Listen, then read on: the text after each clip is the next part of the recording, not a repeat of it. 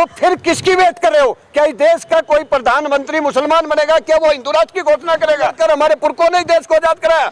ये लोग तो उस समय उनकी गुलामी करते थे। कोई भी बहुसंख्य समाज का एक भी देश लूटने में नहीं है, एक भी देश से भागने में नहीं है। वो हमेशा इस देश के लिए लड़े हैं। जो हमारे को 1 लाख रुपए मिलता था, हमें 15,000 में बंधुआ मजदूर बना दिया कॉन्ट्रैक्ट बेस पे। हमारे कहाँ नौकरियां दे रहे हैं हमारे लोगों को? इस देश में धर्म और जाति कभी ना गई थी ना जाएगी। जो आज हमारी ईवीएम के द्वारा वोट की ताकत खत्म कर दी गई है, आज हमारा आरक्षण छीन रहा है कि आज शूद्र कहने से काम नहीं चलेगा। आज ST SC OBC के हक अधिकार की आवाज उठाना।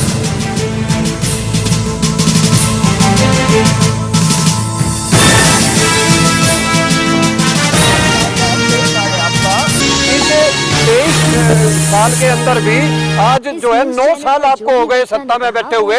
आज देश का प्रधानमंत्री हिंदू, राष्ट्रपति हिंदू, चुनाव आयोग हिंदू, सारी सरकारी संस्थानें हिंदू, सभी मंत्री हिंदू हैं। तो फिर किसकी वेट कर रहे हो? क्या इस देश का कोई प्रधानमंत्री मुसलमान बनेगा? क्या वो हिंदू राष्ट्र की घोषणा करेगा? मैं इस देश के प्रधानमंत्री को कहना चाहता हूं, जब आप नोटबंदी में 8 बजे आकर नोटबंदी कर सकते हो, कोरोना काल में लॉकडाउन लगा सकते हो, इसलिए अगर आपको हिंदू राष्ट्र बनाना और आप ईमानदारी से कहना चाहते हो तो आज रात को 8 बजे आकर आप हिंदू राष्ट्र की घोषणा कर दीजिए। किसकी बात देख रहे हो आप? सत्ता में बैठे हुए आप लोग विरोध कर रहे हैं ना, दिक्कत ये है ना यार। विरोध क्यों नहीं करेंगे? हम एक गुलाम नहीं बनना।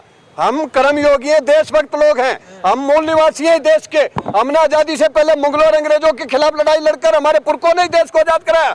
ये लोग तो उस समय उनकी गुलामी करते थे और आज भी देश की अंदर, चाहे वो पेट भरने का काम हो, देश की रक्षा का काम हो सीमा पर, चाहे वो वोट की ताकत से राज्य सरकार के अंदर सरकार बनाने का काम है, कौन बनाता है?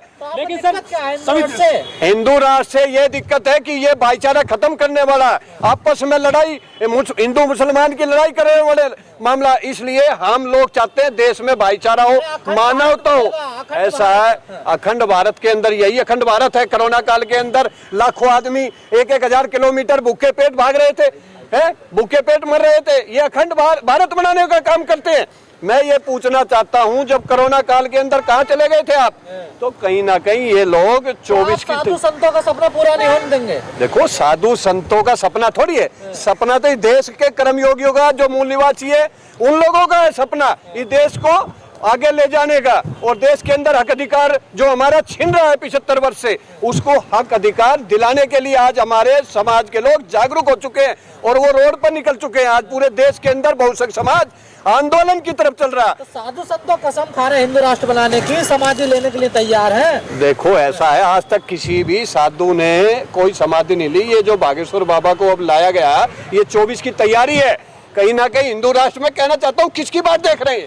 जब इनकी सत्ता है, 9 साल से बैठे हुए हैं, क्या प्रधानमंत्री कोई मुसलमान बनाएगा हिंदू राष्ट्र? मैं कहना चाहता हूँ, सनातन का प्रचार हो रहा है, दुनिया में एक ही देश है बचा हुआ सनातन। अरे यही सनातन है। 10 जो फीसदी लोग हैं, मनुवादी लोग, सारे देश पे कब्जा जमाए बैठे हुए 75 वर्ष से। सारी देश की सरकारी संस्थानों पर कब्जा जमाए बैठे, सारी राजनीति पर कब्जा जमाए बैठे, सारी मीडिया पर कब्जा जमाए बैठे। यही सनातन धर्म है, यही मानवता है। वो सर काबिल है, वो पढ़े लिखे लोग। कौन कहता है काबिल है? आप जो है UPSC के अंदर कोई भी किसी भी साल का रिजल्ट देख लीजिए, रिटर्न के अंदर OBC ST SC OBC और माइनॉरिटी के लोग नंबर 1 पर आते हैं। लेकिन जैसे इंटरव्यू व्यवस्था में जाते हैं, उसी समय पे वही मनुवादी के लोग बैठे होते हैं। जो हमारा मेरिट में होता है उसको मेरिट से नीचे निकालकर उसी 10% को मेरिट मिलाकर उसको IAS बनाने का काम करते हैं। ये हमारे साथ चल रहा है। तो आरक्षण के दम पे आगे जा रहे हो सर? है जी, आरक्षण के दम पे तो आगे जा रहे हो सर आप तो। अरे ऐसा नहीं है भाई, देखिए ये देश के अंदर चल रहा है। ये सरकार कहती है सबका साथ, सबका विकास, सबका विश्वास। मैं कहना चाहता हूँ, इस अमृत काल के अंदर 10 का साथ और 90 का विनाश करने का आप काम कर रहे हो। कौन मलाई काट रहा है देश के अंदर? कौन देश को बेच कर रहा है इस टाइम? कौन देश को लूट के भाग रहा है? कहाँ 28 बैंक से 12 हो गए, कहाँ 8 होने के लिए कहाँ है? कोई भी बहुसंख्य समाज का एक भी देश लूटने में नहीं है, एक भी देश से भागने में नहीं है। वो हमेशा इस देश के लिए लड़े हैं, इस देश को बचाने के लिए। हम अडानी का विरोध कर रहे हो आप लोग? मैं अडानी का बिल्कुल विरोध करता हूँ। 14 से पहले अडानी कहाँ था?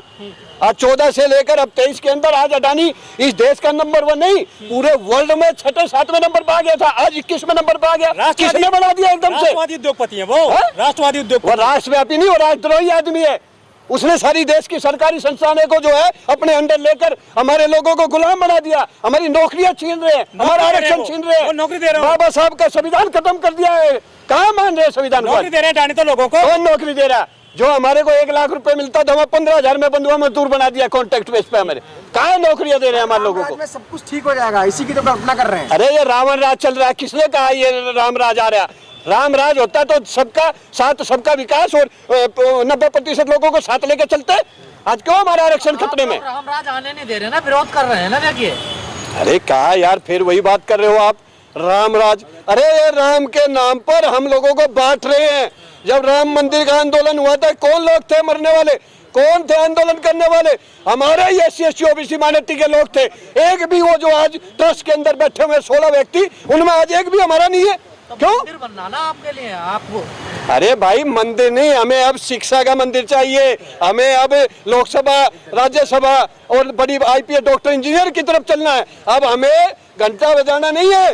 अब हम लोगों को शिक्षित होकर ही देश के मेन डिपार्टमेंट पर, देश की सत्ता पर पहुंचने का काम करना है। हिस्सेदारी चाहते हो? बिल्कुल हिस्सेदारी चाहते हैं। सामने वाला तो कह रहा है कि जाति खत्म कर रहे हैं, जाति, और आप जो है फिर जातिवाद को बढ़ावा दे रहे हो। इस देश में धर्म और जाति कभी ना गई थी ना जाएगी। हमारे महापुरुष चाहे बाबा साहब रहे, परियार जी रहे, महात्मा ज्योतिबाई फुले रहे, बाबू जगदेव प्रसाद कुशवाहा रहे, लल्लू यादव रहे, उन्होंने बहुत प्रयास किया। आज हमारे में 75 साल में कोई उन जैसा आज एक भी पैदा नहीं हो पाया, कोई वैसा प्रयास नहीं कर पाया। मैं ये कहना चाहता हूं, जब हमारे महापुरुष नहीं खत्म कर पाए तो आज भी जाति और धर्म कभी खत्म नहीं होगा। इसलिए आज हम लोगों के बहुसंख्य समाज के लोगों को क्या लड़ाई लड़नी चाहिए? हमें संविधान बचाने की लड़ाई लड़नी चाहिए। जो बाबा साहब ने वोट की ताकत दी थी, जो EVM ने खत्म कर दिया गया, जो आज हमारी EVM के द्वारा वोट की ताकत खत्म कर दी गई है। आज हमारा आरक्षण छिन रहा है, आज हमारे ऊपर अत्याचार अन्याय हो रहा है। घोड़ी पे बैठने पर हमारे को मार दिया जा रहा है, अंतिम संस्कार हमारा नहीं करने दिया जा रहा। हाथरस की बेटी के साथ क्या हुआ? उनके दोषियों को आज रिहा कर दिया गया। कहीं ना कहीं इस देश के अंदर 10% के मनुवादी लोगों की सरकार चल रही है और वो हम लोगों के 90% लोग। प्रधानमंत्री पिछड़े हैं, आप मनुवादी बता रहे हैं। अरे भाई, वो मुख्यमंत्री रहते हुए उनको पता है कि OBC 75 करोड़ इस देश में हर व्यक्ति, दूसरा व्यक्ति OBC है। उन्होंने उसको डालकर OBC के अंदर और फिर OBC को बेवकूफ बनाया 14 के अंदर। मैं कहता हूँ वो नकली OBC है। अगर असली OBC होते तो आज SC ST से भी ज्यादा अगर किसी का हक छिन रहा है, वो OBC का छिन रहा है। पिछड़ों को हो क्या गया? हर जगह विरोध करने शुरू कर दिया। बिहार दरबार बंद कर दिया आपने धीरेन्द्र शास्त्री का। वहां आप हर जगह ही विरोध करने लग गए। अरे धीरेन्द्र का ही नहीं, अब की बार जो है हम वोट की ताकत से भी और जन आंदोलन कर कर इस सरकार को भी उखाड़ फेंकने का काम करेंगे अब की बार हम, क्योंकि ये सबसे ज्यादा हमारे खिलाफ है। ये मिट्टी मिला रहे हैं भूमाफियाओं को। यार ऐसा है, वो जो है जाति विशेष के लोगों की सरकार है और वो बिल्कुल चुन चुन कर जो लोग उनको वोट नहीं देते, जो लोग इस देश के मूल निवासी है, उन लोगों को टारगेट कर कर आपस में कमजोर करना चाहती है, उनको तोड़ना चाहती है। खासकर किसको? उत्तर प्रदेश में यादव को, मुसलमान को। क्यों? क्योंकि वो एक पार्टी विशेष नहीं, वो देश के लिए लड़ता है। इसलिए उनको पता है ये कभी हमारे साथ नहीं आएंगे, इसलिए इनको ऐसा टारगेट करो कि इनके लोग बच जाएं। 24 तक राशन तो मिल रहा है ना मुफ्त? अरे वो राशन कहाँ से दे रहा है? मुफ्त हमारा ही, हमने ही तो उगाया। कौन उगाता है इस देश के अंदर? किसान कौन है? किसान मूल निवासी है, हमारे लोग हैं 90% लोग। जब संख्या हमारी है, जब भी चुनाव हार जाओगे फिर कहोगे EVM में गड़बड़ है। हाँ तो EVM में गड़बड़ क्यों नहीं? कौन कहता EVM में गड़बड़ नहीं है? कौन कहता EVM में गड़बड़ नहीं है? EVM का मुद्दा आपने उठाया है कभी? हाँ, EVM का मुद्दा अब इस 10 और 11 मार्च को दिल्ली के ऐतिहासिक रामलीला मैदान के अंदर संयुक्त बहुसंख्य समाज के मंच के द्वारा एक जातिगत जनगणना और बैलेट पेपर से चुनाव, EVM हटाओ, भाजपा भगाओ, EVM हटाओ, संविधान बचाओ, EVM हटाओ, वोट की ताकत बचाओ लेकर पूरे देश के बहुसंख्य समाज के संगठनों को लेकर करोड़ों लोग 10 और 11 मार्च को रामलीला मैदान में पहुंचकर इस होने वाले संसद के सत्र में अपनी आवाज को उठाएंगे। आंदोलन कर रहे हैं, इससे ही तो बीजेपी और वर्तमान सरकार कामयाब हो रही है। आपके आंदोलन से कोई फायदा तो हो नहीं रहा। देखिए ऐसा नहीं है, अभी हमारे लोग अलग अलग आंदोलन कर रहे थे, लेकिन अब जैसे जैसे लोगों को पता लग गया कि पहले नंबर मेरा था, अब की बार उसका है, कहीं ना कहीं अगली बारी हमारी है, इसलिए बहुसंख्य समाज के लोग अब उनके संगठन, उनके नेता जागरूक हो चुके हैं। लेकिन हिंदू राष्ट्र अगर इनको ईमानदारी से बनाना है, पहली बात तो मैंने शुरू में ही कहा कि हिंदू राष्ट्र ना पहले था ना कभी बन सकता। ये सिर्फ चुनाव के टाइम पर हमारे लोगों को बांटकर, भाईचारा खराब कर कर, वोट लेकर और ईवीएम का इस्तेमाल कर कर, प्रशासन का इस्तेमाल कर कर, ईडी सीबीआई का। अच्छे दिन ला रहे हैं तभी 3 राज्यों हम में तो सरकार बना मैडम रही है। आपके चैनल के माध्यम से देश के प्रधानमंत्री को कह रहे हैं हमारे 14 से पहले वाले दिन लौटा दो, जो 500 रुपए की गैस थी, जो 60 रुपए का पेट्रोल था, जो हमारी सब्जियां सस्ती थी, हमारा सब कुछ सस्ता था, हमारे पास नौकरी थी, वो हमारे दिन लौटा दो। हम तो ये कह रहे हैं ये दिन अच्छे जो है आप अडानी अंबानी को आपने दे दिए और 90% लोगों के बुरे दिन आ गए। काम बोलता है मोदी जी का, 3 राज्यों में देखिए कैसे जीत गए। अगर ये देश की गोदी मीडिया ना सच्चाई दिखाने लग जाए तो काम नहीं है। उसने इस देश को कहा था मैं बिकने नहीं दूंगा, आज लगातार 14 से 23 के अंदर देश की घेल बेल रेल हवाई अड्डा बस अड्डा सब बेच दिया। क्या कर रहा है ये इसलिए कर रहा है कि बहुजन समाज के लोग अब पढ़ लिख कर doctor engineer IPS MLA MP बन रहे हैं, तो उनको लगता है कि कुछ समय बाद ये लोग हिस्सेदारी मांगेंगे, ये हमारे साथ बैठेंगे, इसलिए प्राइवेटाइजेशन कर कर हमारे आरक्षण को खत्म करना चाहते हैं। अखिलेश जी भी तो विधानसभा में चला रहे हैं। अरे अखिलेश जी को अब याद आई है जब सत्ता चली गई है? पहले तो वही मन्नूवादी उसके अगल बगल घूमते थे, घर में भी वही बैठे हुए। मैं उनकी बुराई नहीं करता, लेकिन मुझे ये सच्चाई कहने में कोई हर्ज नहीं है कि आज शूद्र कहने से काम नहीं चलेगा।